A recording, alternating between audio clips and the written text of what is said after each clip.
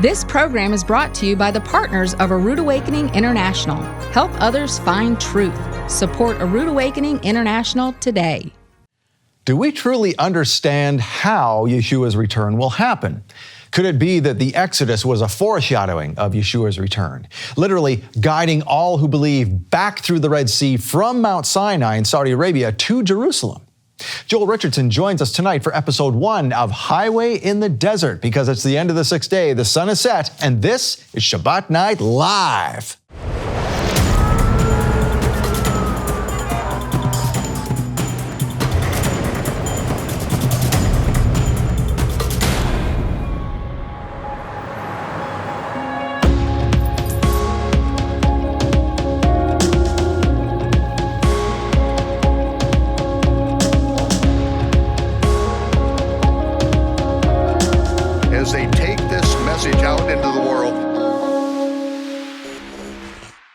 Well, Shabbat Shalom, Torah fans. Welcome to Shabbat Night Live with Michael Rood. I'm your host, Scott Laird. Please welcome my co-host, Partner Services Master David Robinson. It's good to be here, Scott. Yes, sir. You know, we were just talking before the cameras came on about Joel Richardson's brand new series starting at tonight, Highway in the Desert. And there's actually some biblical basis for this. I'd never heard of it before. Yeshua, you know, we always heard that his feet land on the Mount of Olives. And Joel says, yeah, that's right. But it's not necessarily the first thing he does. Right. He ends up at the Mount of Olives. Right. Going back to Jerusalem. Yeah, this is an interesting concept. concept. It's going to be good. So let's take. We have a little bit of a clip here. Let's take a look. Most Christians are taught, who believe in the pre-tribulational rapture, they're taught that while Israel suffers on the earth, that the church is up in heaven eating the marriage supper of the Lamb. That is to fundamentally misunderstand, to misinterpret the biblical foundation. The biblical foundation for the marriage supper of the Lamb is the feast that took place at the sealing, the ratifying of the covenant on top of Mount Sinai. And now it starts out on Sinai. Later, Isaiah 25, says in that day, in the day of the Messiah, after the Messiah has come back, I will throw a lavish feast, a lavish banquet. Where? On Mount Zion. He says it will be a lavish banquet of aged wine, sorry Baptists, and choice marrow, sorry vegans, right? You've got marrow and wine and, you know, it's a feast. Well, so essentially Isaiah was saying what began at Sinai will be completed at Mount Zion. So when Jesus comes along, when Yeshua comes along, and he says, and by the way, it will be a feast, Isaiah says, for all peoples, for all of the the Gentile. It's not just for the children of Abraham, Isaac, and Jacob, all peoples. So when Jesus comes along and he's talking about the faithfulness of the Gentiles, he says, I tell you the truth, many will come from the east and the west, and they will recline at the table with Abraham, Isaac, and Jacob. What feast is he talking about? He's talking about the feast of Isaiah 25. Okay, this becomes the biblical basis for the concept of the marriage supper of the Lamb. Isaiah also makes reference in Isaiah 2. Where does it happen? On Mount Zion. All right, so there we have it, Joel Richardson giving us a little tease of what we're going to see tonight. Also tonight, let's turn to the calendar. It's the astronomically and agriculturally corrected biblical Hebrew calendar. There you see where we are on the this month. This is from the new calendar that we have. It's all new. You can get it at roodawakening.tv/calendar. And all the photos in there are from this book right here. Yeah, really interesting. It's going to be beautiful photos. You're really going to enjoy this calendar. Yeah, and this is another interesting concept. This is that the firstborn that died in Egypt was none other than the most famous Egyptian of all time that everybody knows, King Tut. We actually have a copy of his sarcophagus in here as a prop. And so, yeah, King Tut. Right. Mary Nell says, she backs it up, she lines up and says, you know what?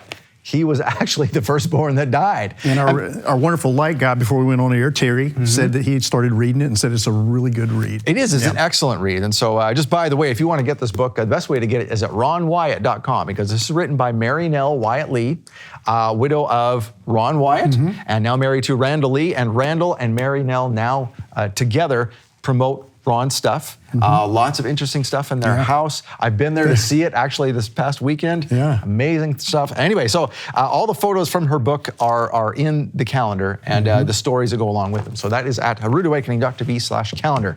Now, something else this month, David, brand new. We are at the first weekend where we can talk about this. You have arranged this year. That's this right. Love Gift. The theme is Passover. Yep. So we have this wonderful mitt, and this is heavy duty. This isn't thin.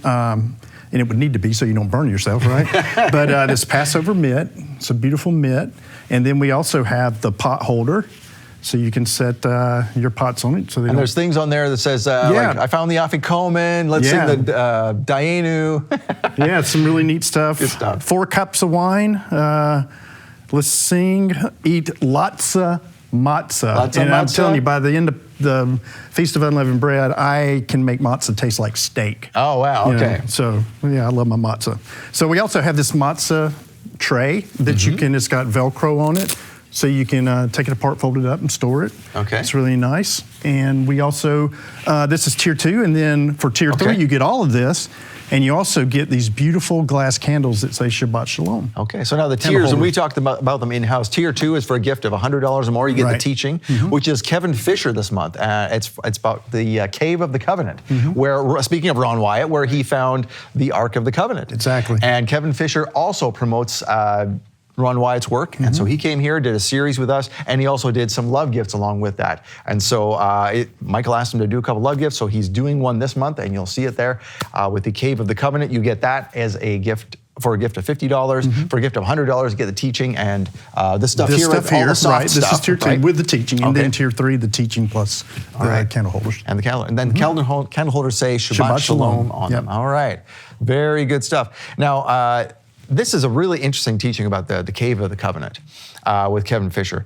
That it's just amazing how Yeshua's blood came down the crack. If you've never heard the story, this is how when he was crucified, when the rocks rent, there was an earthquake, of course, and below the cross hole, which there's actually evidence that Mary Nell showed me this weekend of there's a crack at the bottom of the cross hole. There is a photo of it. Yeah, and that the blood flowed down there, and 20 feet below that was the cave where the Ark of the Covenant was hid after the siege in Jerusalem, where they took it down the sand hydraulic elevator in the Ark, or in the Solomon's Temple that Michael talks about in the Secret of Solomon's Temple. Took it down there, down a cave, or down a hallway, a tunnel to this chamber, as it were, and that's where the Ark of the Covenant was during that earthquake. The Ark of the Covenant shift and cracks. the Ark of the Covenant was in a stone box. Right. The roof, the lid, thank you, cracked open, and so the blood that was flowing down came through the roof of the chamber, down through that crack, right onto the left side of the mercy seat, where blood was never spilled except for Yeshua's ever. Yeah. And therefore ratifying the covenant. So that is so interesting. It really amazing is. stuff. It is. Well, one other thing we want to talk about tonight is the poster that Michael has done, called the We Believe poster. And this is basically all the tenets of our faith. Michael saw the Apostles' Creed and said, that's not good enough. We need more detail on this. I'm going to do a new Apostles' Creed. And basically, if you're wanting to know, or if your friends are coming into your house and wanting to know what you believe. That's a great way to show them. It is, right. And you guys are printing these off like crazy. Like hotcakes. So they're moving really quick. Of course, we have plenty of paper, so you can continue to order. Okay. And of course, your gift helps.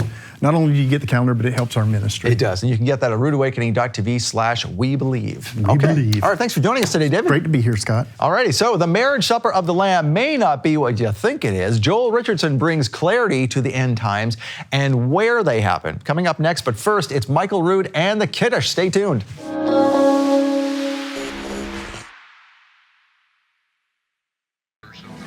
Did Ron Wyatt really find the Ark of the Covenant in a cave beneath Golgotha? Kevin Fisher presents breathtaking evidence that brings this incredible claim to life.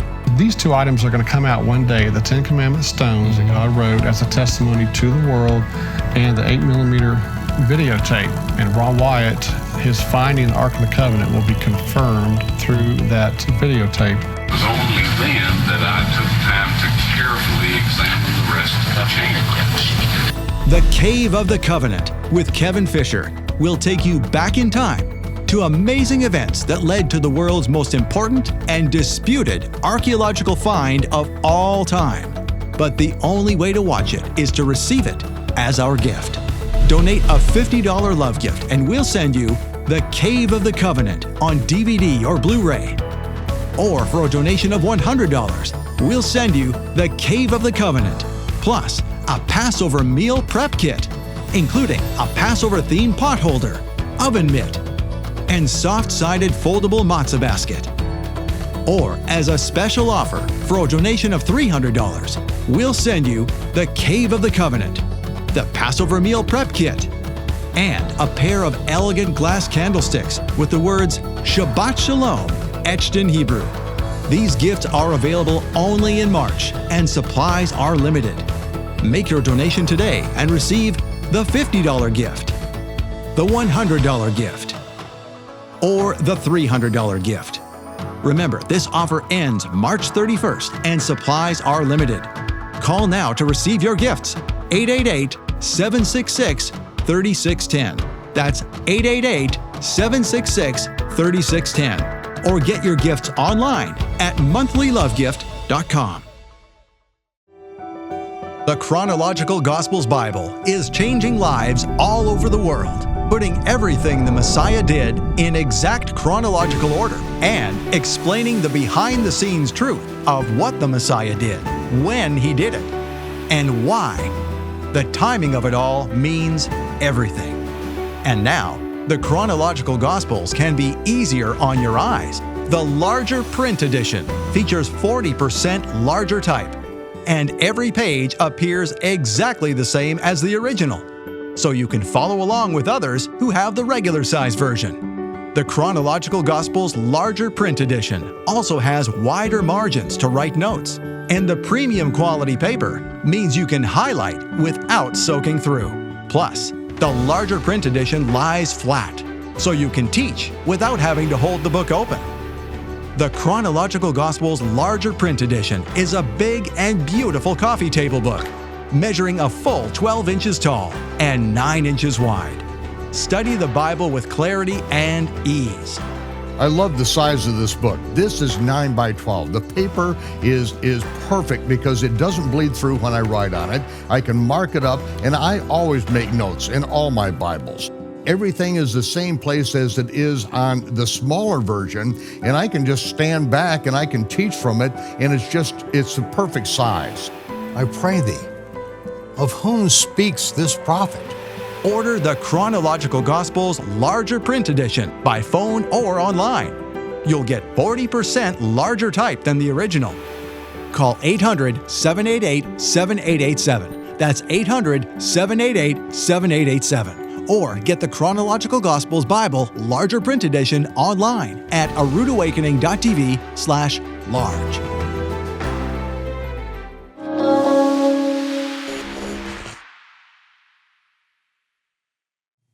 The Apostle Paul said that Yeshua nailed the dogmas, the doctrines and commandments of men, of the arche and exousia, that he overcame, that he nailed their commandments, their man-made dogmas to the cross. And because of that, we are not to allow any of the arche and exousia, any of the religious authorities of men who made up their own commandments to judge us.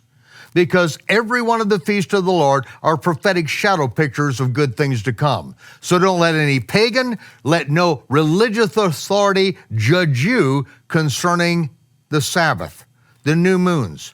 And on the Sabbath, we do not allow the world to judge us and tell us what to do. We know that Yeshua paid the price for us. And the last night he was with his disciples when he took the bread and he blessed the Most High with this blessing. Baruch atah Yehovah Eloheinu melech haolam hamotzi lechem min haaretz. He said, this represents my body, which is now broken for you. As often as you do this, you do it in remembrance of him. And then Yeshua took the cup and he said, this represents the renewed covenant in my blood. This is what this represents. This is what it's always represented. do this in remembrance of me. And he said that prayer, Baruch atah Yehovah Eloheinu melech haolam, borei pari hagafen. Blessed are you, Yehovah, our God, King of the universe, creator of the fruit of the vine. And he said, do this in remembrance of me, and don't let anyone disparage you. Do this until I come again, because I have made you priests and kings. Shabbat shalom.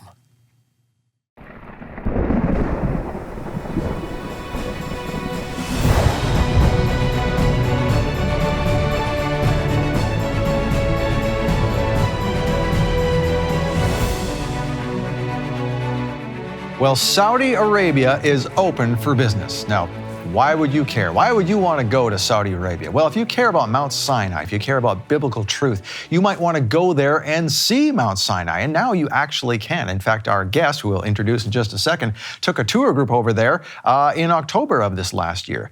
And as the Bible leads us to the Messiah, it also leads us to the truth about Mount Sinai. And there's some things we don't know yet, but we're going to find out today from our guest. Please welcome Joel Richardson. Joel, you are an author, teacher, and researcher of all things biblical. Welcome to Shabbat Night Live. It's great to be back with y'all.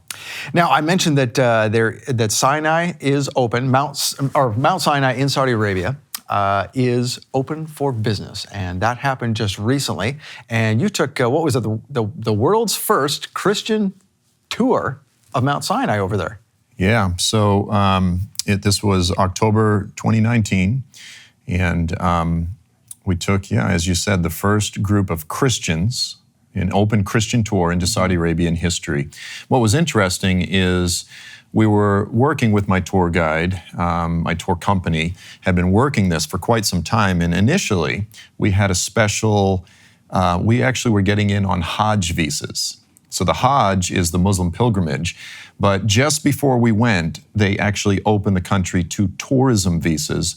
And so last minute, we switched over to tourism visas. It was about a week or two after they opened it up to tourism, we came in and kind of made a big splash, and it was an amazing time. Now, why? This is a big deal. I mean, if people hear, outside of people who really want to go see the real Mount Sinai and people who know this to be true, they might say, why in the world would Saudi Arabia open to Christian tourists? What's the point here? This is an amazing time in history. So for those who have been paying attention over the past few years, you've had this figure emerge, the crown prince, Mohammed bin Salman, and he's the son of the king, expected to become the king when the elderly king passes on. And he's a reformer. He really is a reformer. There was a group of evangelical sort of diplomats led by Joel Rosenberg that went over about a year and a half ago and met with him. And he is instituting sweeping changes. They might not seem significant to us, but issues like women driving, opening the country to tourism, to foreign tourists. It used to be that you could only get in if you had a work visa. You had to have business in the kingdom. He realizes that in order to diversify the economy, he needs to, it can't just be oil. So now they're trying to open up tourism. There's this massive development project up in the Northeast called NEOM. They want to build a futuristic mega city. And there are all kinds of other initiatives. So it is in light of this that we rode the crest of the sovereign wave of God's timing. And we're just blessed to be part of it. So tell us about that tour. What did you do? Those folks went over there, and I'm assuming you went to Mount Sinai. We did. Yeah, we went to Mount Sinai, and it's really quite interesting. There are quite a few different archaeological sites and locations to visit. So we had a few days to go to Mount Sinai itself, as well as the Split Rock, which is a few hours away. We went to the caves of Jethro and all of these things. And I would say probably the highlight of the trip was when we gathered together, again, 25 Christians. We held hands, we got in a circle, gathered together next to the altar that Moses built at the base of Mount Sinai. And of course, we had several Saudi drivers with us. This is not, you don't just hop in a tour bus. You have to rent a whole bunch of Toyota Land Cruisers and make a drive way out in the middle of nowhere. So it's a modern caravan. Exactly, yeah. And a bunch of young Saudi guys. We held hands and we sang some hymns, And we prayed and we thanked the Lord. And we thanked the Lord for moving on the heart of the Saudi government, Crown Prince Mohammed bin Salman, for welcoming us and receiving us into the kingdom. And we said, Lord, this is your mountain. This is your mountain. And even as we've been welcomed into the kingdom, we say, welcome home, welcome home. And I don't know how to explain it. I'm not a real woo-woo kind of guy, but it was like all of the work that others have put into this over the years, Ron Wyatt, the Caldwells, Bob Cornuke, all of the different visitors that have gone and sort of, they've carried the stigma of this, the mockery.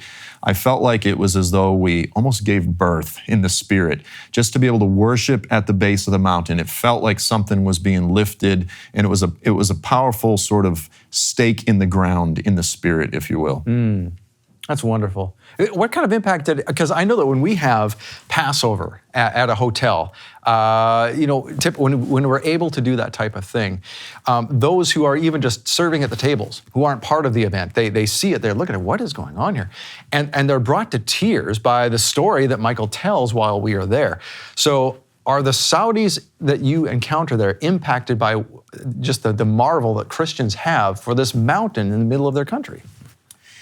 There's a curious relationship that they have. On one hand, the Bedouins are just, out there, with their goats going, why are you guys interested? They know that it's the mountain of Moses. They're aware of it, but they're kind of like, but why do you have all this interest? So they're curious.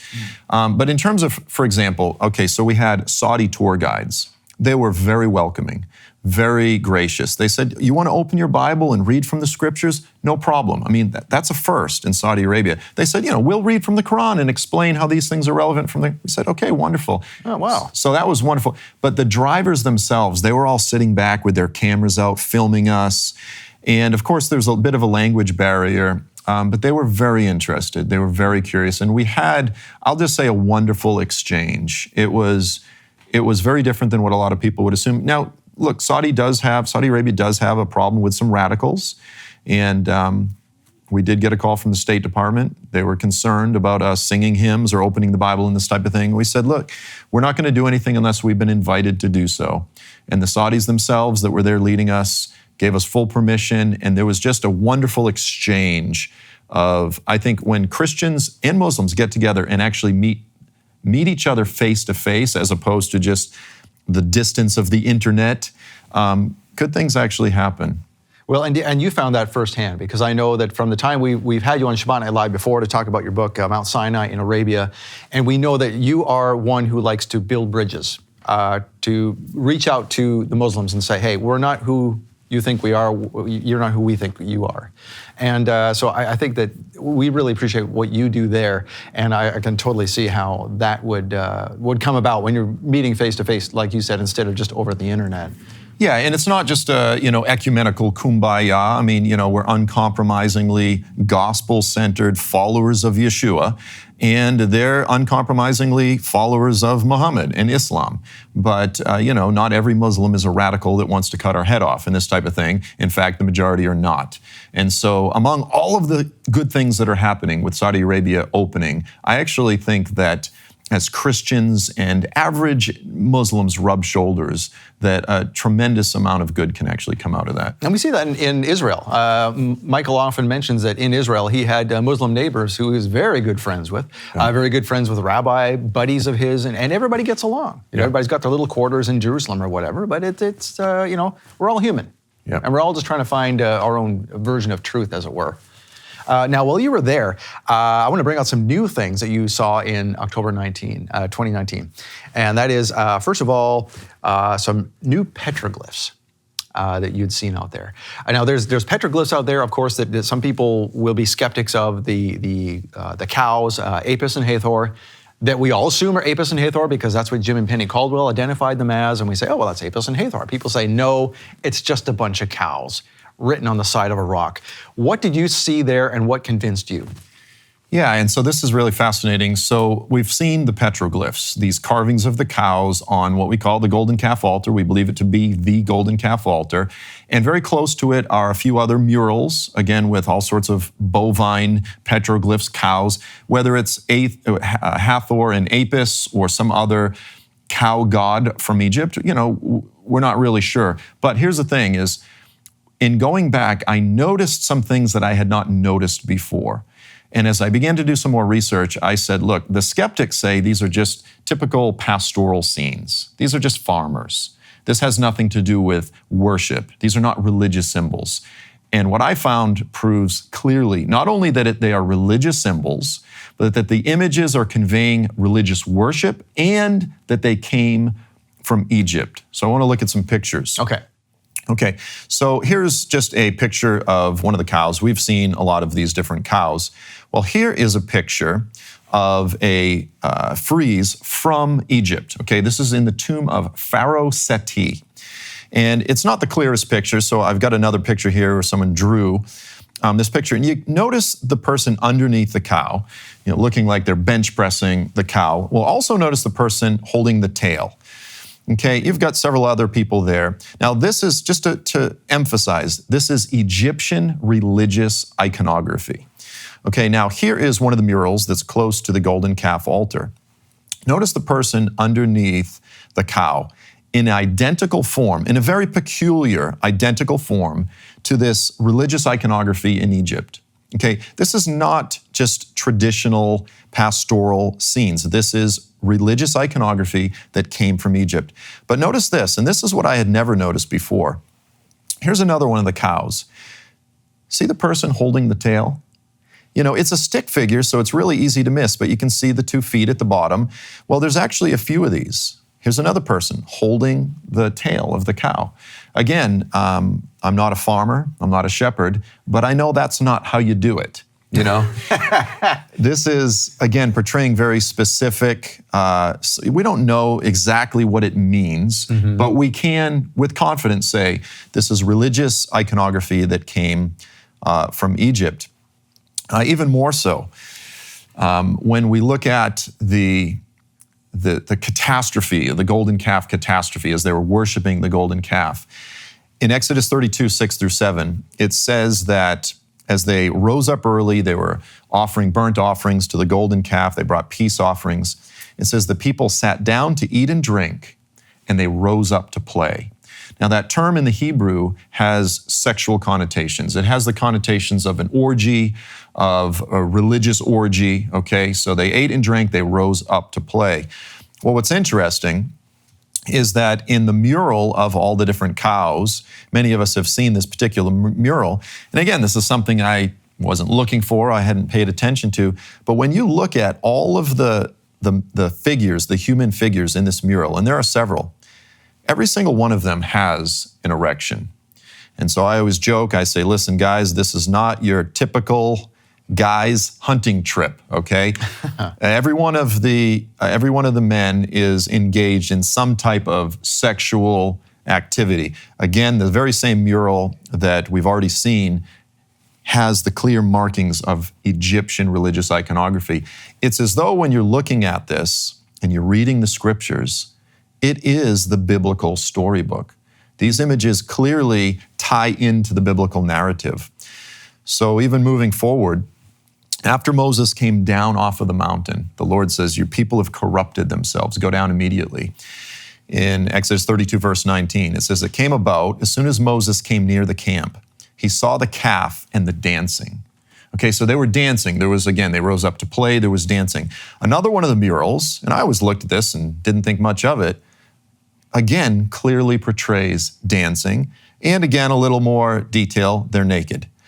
Okay, so just point after point after point, it confirms the biblical narrative in very, very specific ways, in ways that I think at this point, the skeptics who say, oh, this is just pastoral scenes of cows, there are other bovine petroglyphs in Arabia, this is nothing. In order to deny that this has religious connotations, that it has connections to Egypt, I think they have to be deliberately deceitful. I mean, I think the connections at this point are really very clear. Yeah, it seems pretty undeniable that these things match what you saw in Seti's tomb there.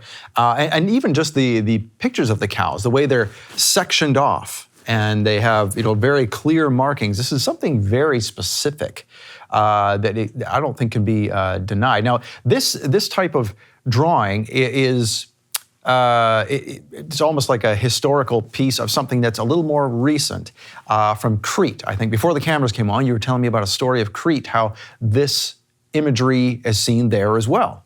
Yeah. So essentially what the scholars say is that this worship of the bull, this religious practice, it was a ceremony. It eventually spread from Egypt up to Crete, Greece, and so forth.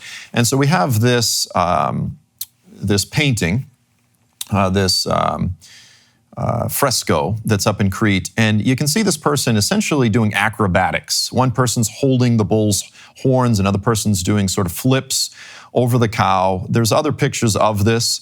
This was part of a very specific practice. Again, they would jump over the cow, and this is actually what they say eventually led to bullfighting in Europe and Spain and the Iberian Peninsula, and eventually even came over to the United States and is sort of the history behind rodeos. Now, I'm not saying rodeos are pagan, but that's part of the practice of this public ceremony. Well, further, when you look at some of the petroglyphs there in Saudi Arabia, notice here, you've got a picture of the cow, you've got one person holding the horn, another person standing on the back holding the horn. Again, essentially identical to these paintings, these frescoes, portraying a religious ceremony.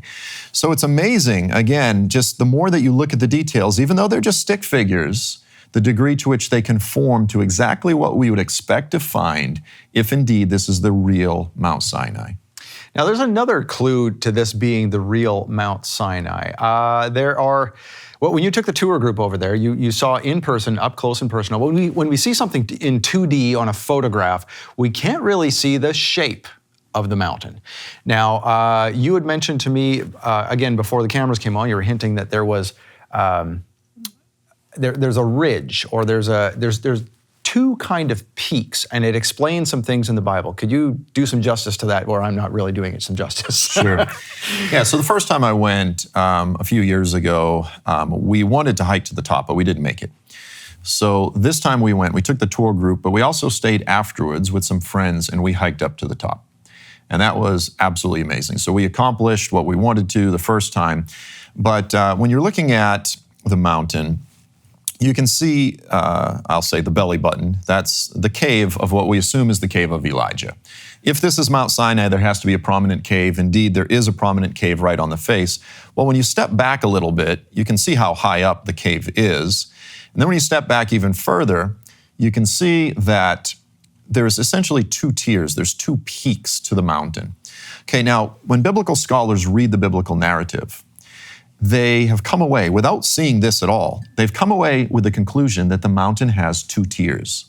It has sort of a peak, but then it has a higher peak.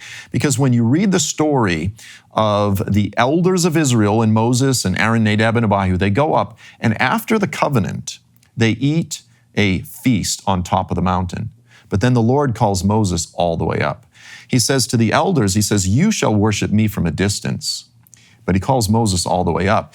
Well, when you look at the mountain, you can see the sort of two tiers here, because you can't see the highest peak from the base. You have to get further back. Well, when we hiked up and we got over the ridge past Elijah's cave, here's what we saw. There is essentially a plateau up there. It's like a bowl. It's probably the size of a football field. It's a very level area, and it's surrounded by a ridge all the way around. And when we got up there, we said, my goodness, when the Bible says they ate and they drank and they saw God, they looked up at God's feet, and it was like a pavement of lapis lazuli, like the clear blue sky. We go, this is clearly where it happened. As you get up closer to the mountain, you can see. This picture right here, this is probably another 2-hour hike to the top. So it's hard to capture the scale of this. It's massive. And here's a beautiful picture that a friend of mine took as we camped that night. We didn't plan it at all, Scott. This was the last night of Sukkot. We camped on Mount Sinai the last night of Sukkot with the Milky Way over us. And as we sat there and we said, this is clearly where Moses and Aaron and the 70 elders ate the marriage supper, the sealing of the covenant on Mount Sinai. If you were trying to design a set design just based on the biblical narrative of the mountain, you could not create a better layout than what you find there at Jebel al-Lawz. Well, we're going to get more into this in a second because there's far more to the story. And if you are appreciating this, we encourage you to support Shabbat Night Live because that's how we brought Joel here. So through your support, there's no corporate support, there's no large bank account that's funding this show. It's all up to you. You are our only sponsor. We want to thank you, first of all, for supporting Shabbat Night Live in the past. That's how, again, we were able to bring Joel in. And if you'd like to see more and enable others to see shows like this, we encourage you to support Shabbat Night Live. We're going to give you a couple of minutes to do that just now. Thank you.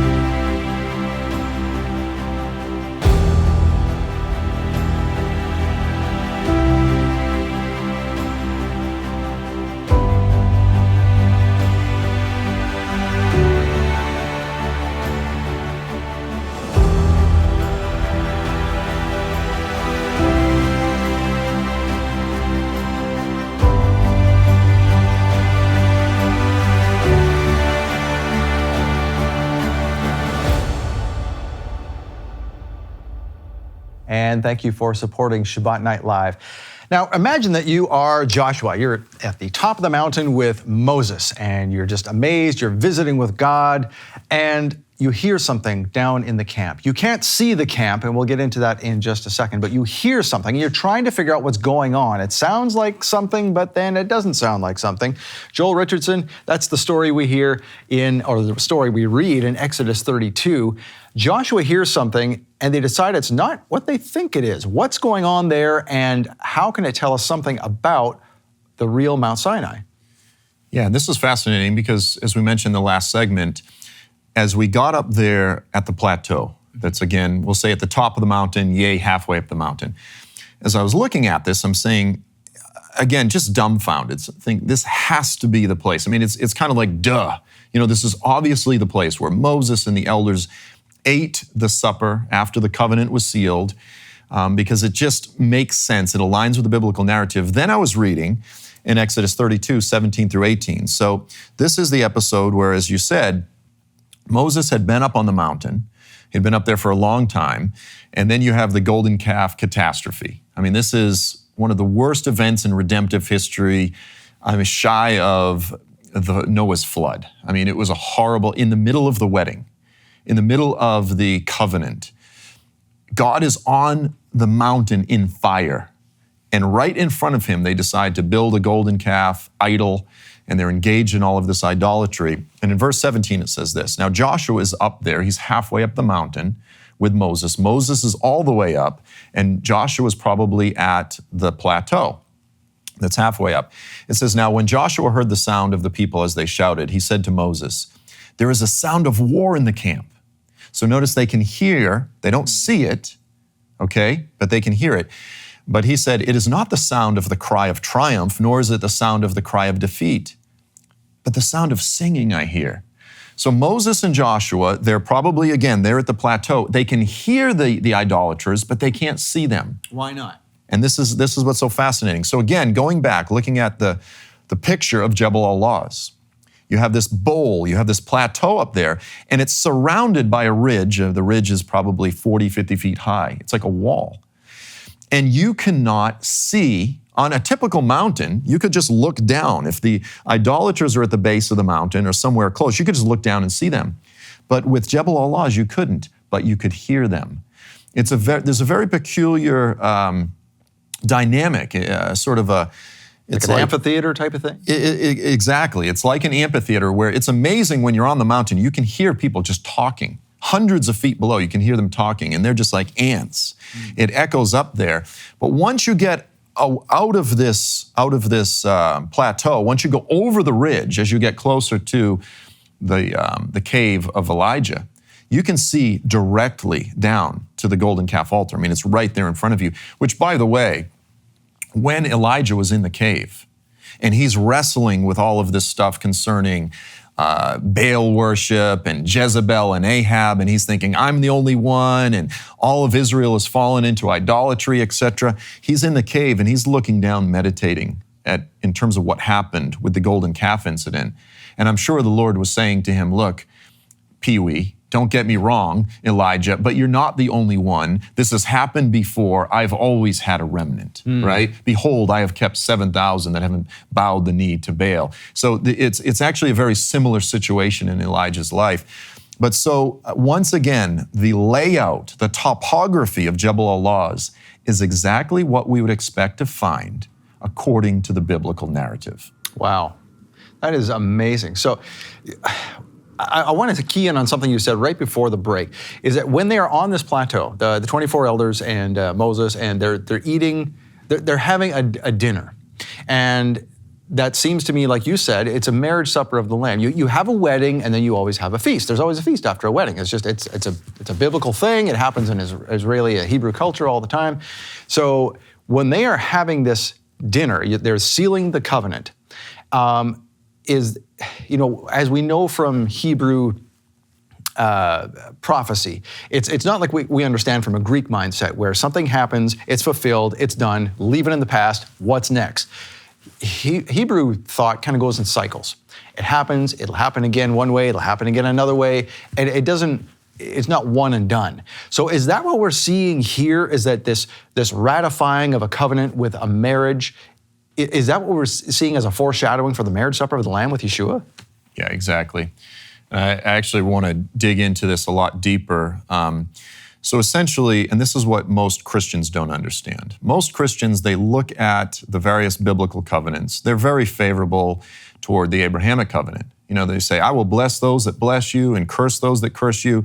They love to cite the Abrahamic covenant because God gave the land to Israel, but they look very negatively, by and large, on Sinai, because it's Torah, it's the law, and they'll primarily only quote some of the statements that Paul makes that do speak of Torah that seem to be negative, but that they don't read the full context of everything that Paul said.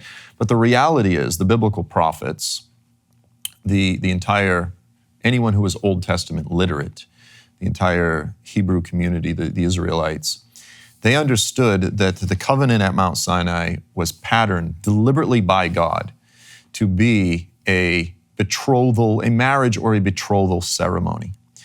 And so the covenant, every covenant is sealed with blood. Well, not every covenant, but certainly the Abrahamic, certainly the new covenant. Mount Sinai was sealed with blood. The bulls, and Moses applies the blood to the people. But it was also sealed with a feast. It was sealed with a feast.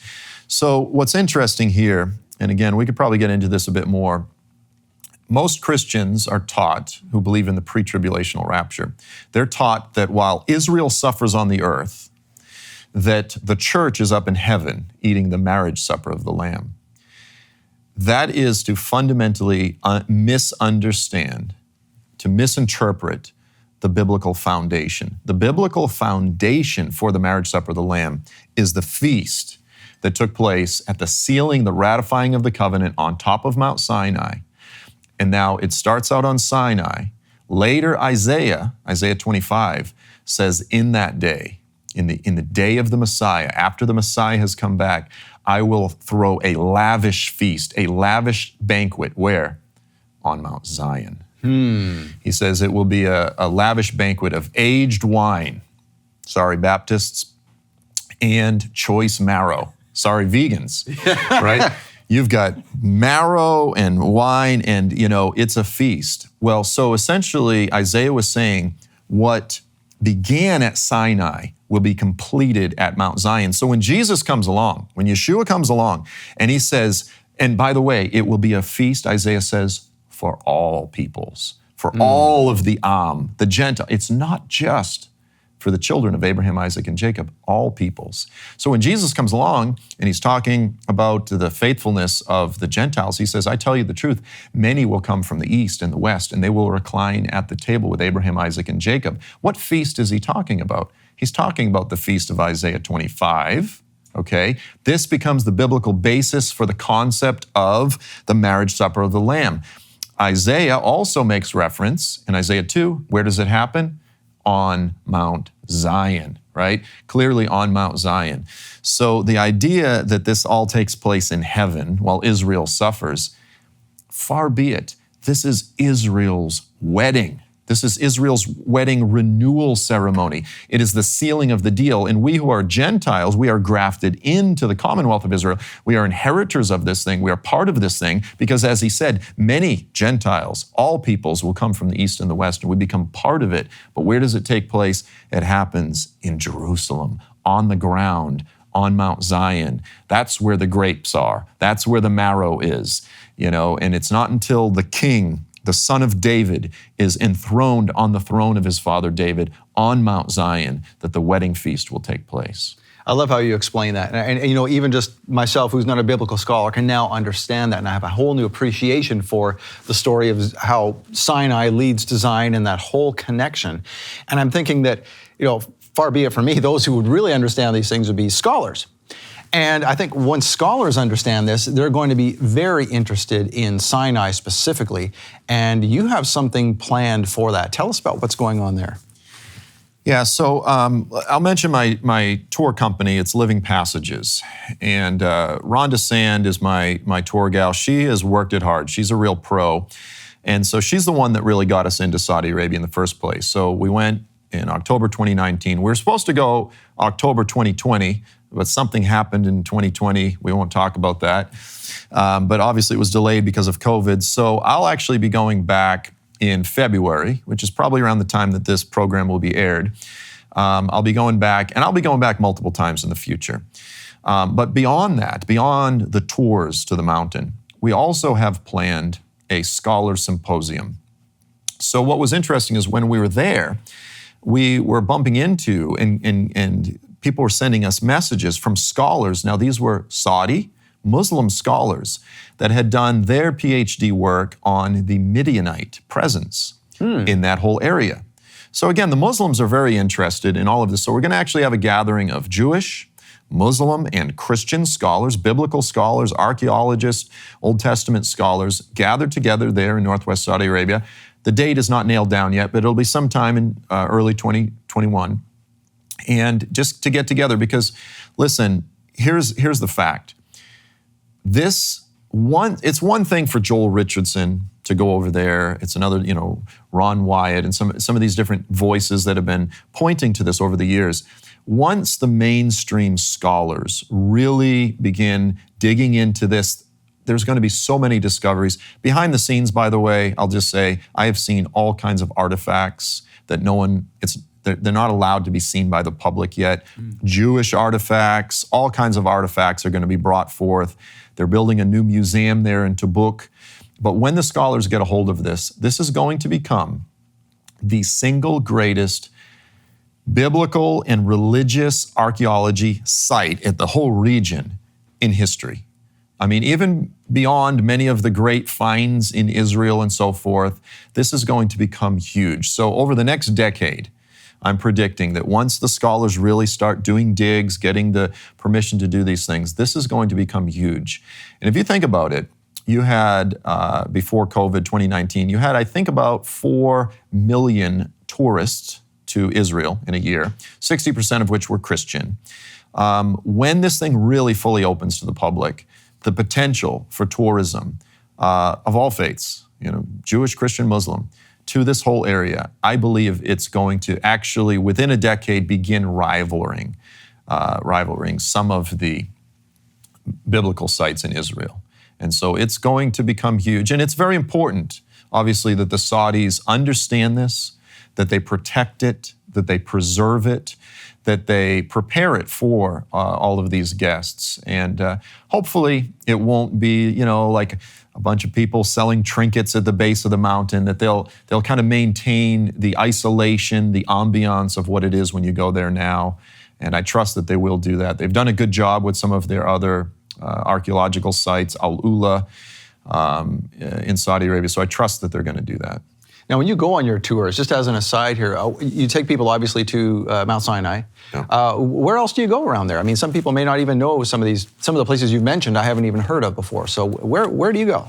So we also go to a town called Al-Bad, which interestingly, another name for it in Arabic is Muga al-Shu'aib, which means the caves of Jethro.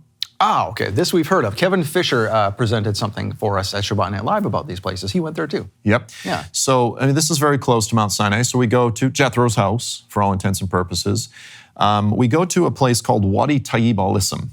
Now, this is just a natural crevice through the rock.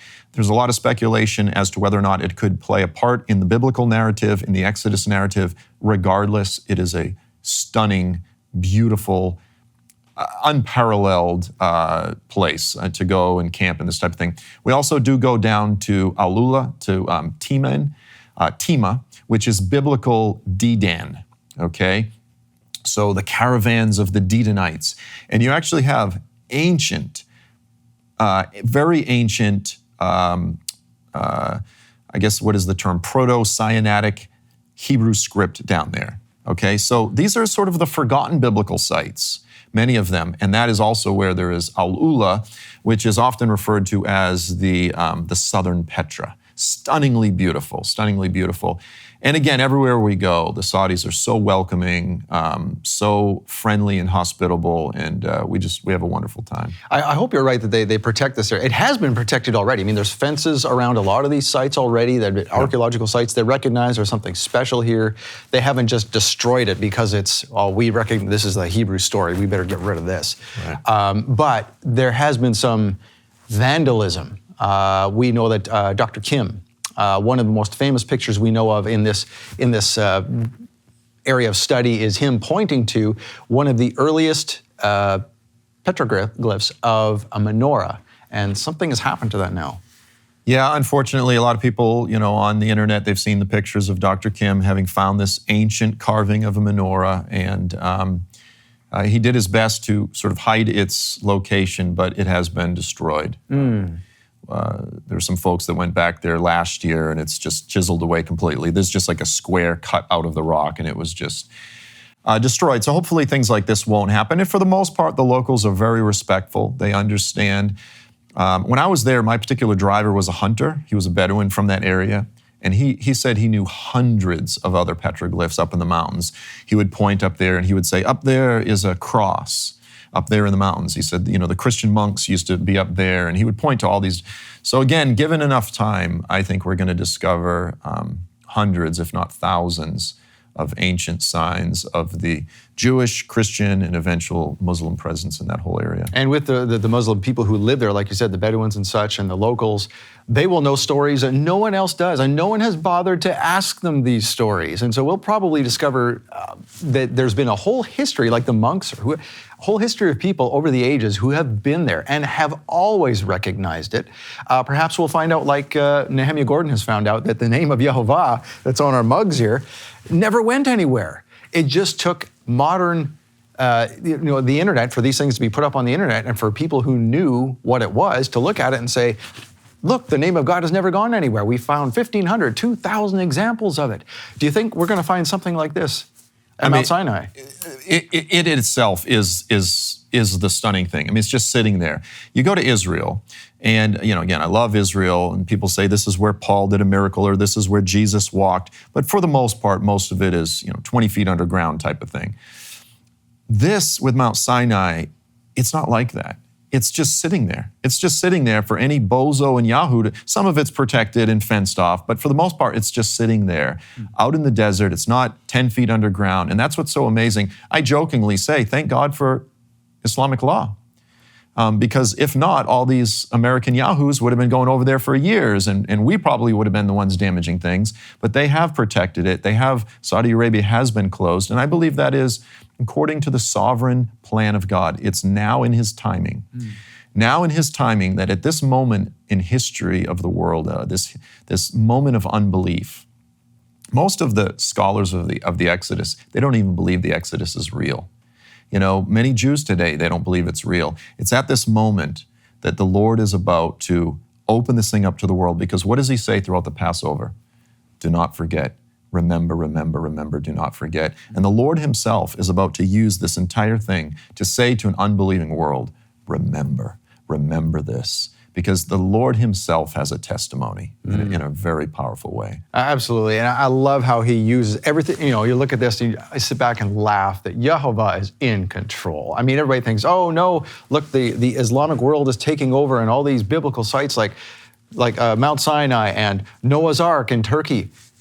Well, these people have protected these things, and they're a history of the biblical narrative. And like you said, our Western curiosity may have very well gone in and destroyed these things inadvertently.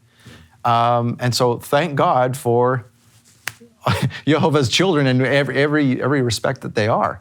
So we're going to dig in more into this next time. Can you come back next week and we'll talk more? Absolutely. All right, thanks, Joel. All right, well, thank you for joining us on Shabbat Night Live this week. We are talking about Mount Sinai, the proof of Mount Sinai, and things you have never heard about it. We are about to get into things you have never heard before. So come back next week on Shabbat Night Live. Until then, Shavua Tov, Shabbat Shalom. Shalom, Torah fans. Give this video a thumbs up and share it with a friend. Tap the subscription button and the bell icon. And I promise to update weekly with in-depth biblical research. Be sure to download the new michaelrood.tv app for both mobile and home devices for even more commercial-free content.